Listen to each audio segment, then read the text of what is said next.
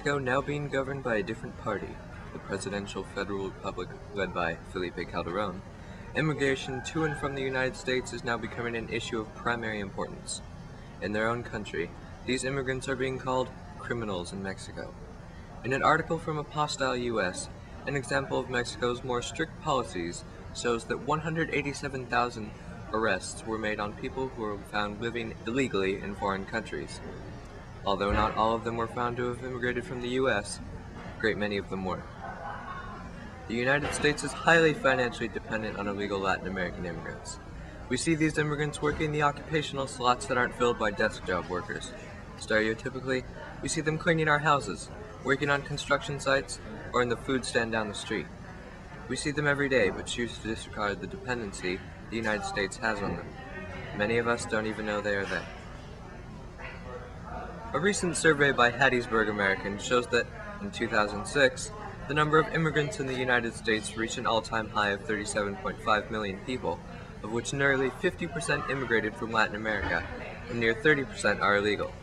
Every day, illegal immigrants, cloaked from the authorities, make their way into the U.S. in search of work. How long have you been in the United States? 25 years ago.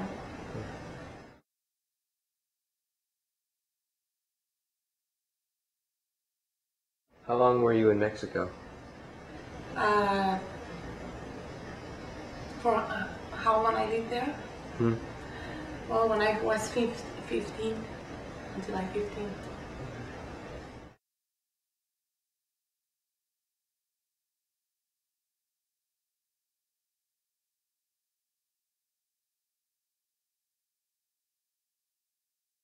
In your opinion, how does life in the U.S. compare to life in Mexico?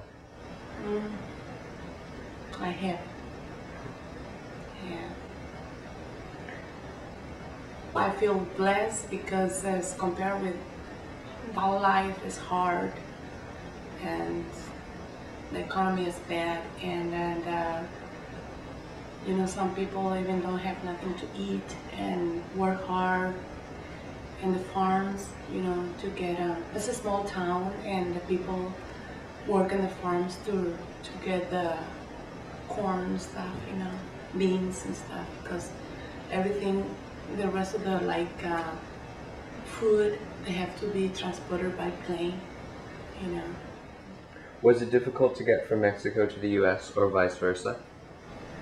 It was hard because number one is my father got killed. My mom, she had to come to the United States to work to support us. Do you plan to stay here? I hope so. All my family's here, so my kids. In an article by the website Mexidata, titled "Undocumented Migrants Are Criminals in Mexico," it states that Mexico is a nation that generates immigrants, with 1 out of every 7 workers leaving the country. How could the United States, called the most powerful country in the world by many, possibly be so reliant on these invisible workers? According to the American Federation of Labor and Congress of Industrial Organizations, or AFL-CIO, approximately 10.5 million Americans are in need of work and are unemployed but cannot find jobs. This is partly due to President George W. Bush's failure to follow through with his Jobs and Growth Plan that was to create nearly 350,000 job openings every month, but only created 57,000.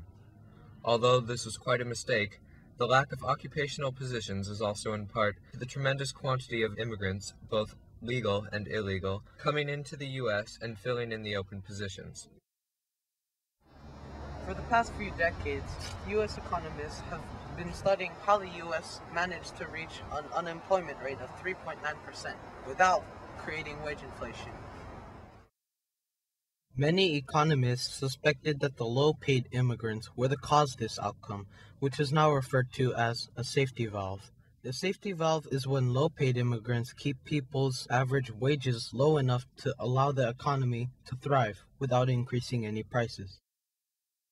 According to Numbers USA, foreign workers earned about 75.6 cents for every $1 that native workers earned in the year 2000. The 48.6% of the total labor force of 6.7 million people in the years 1996 to 2000 consisted of foreign workers 16 and older. Due to this, low-skilled native workers left the lower-paying jobs for higher-paying jobs, while the immigrants took over the lower-paying jobs.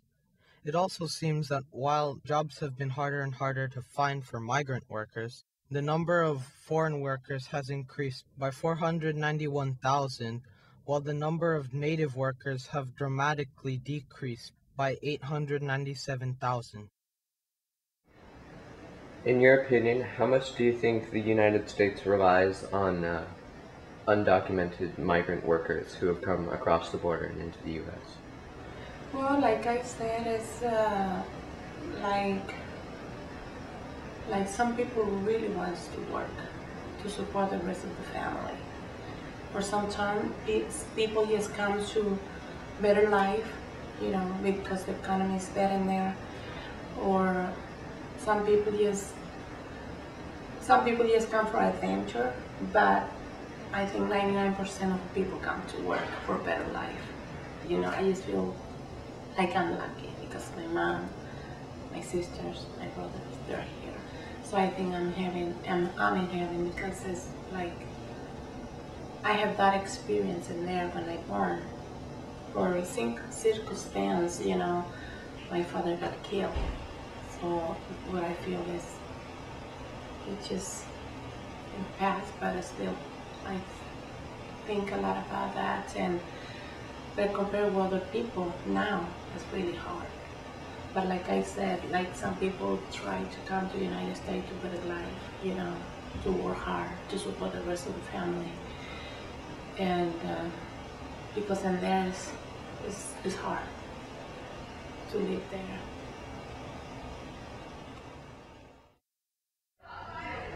It is clear that in an autonomous nation, viewed upon by others as the most powerful of all nations, there is still an invisible, undocumented component on which the nation relies so much.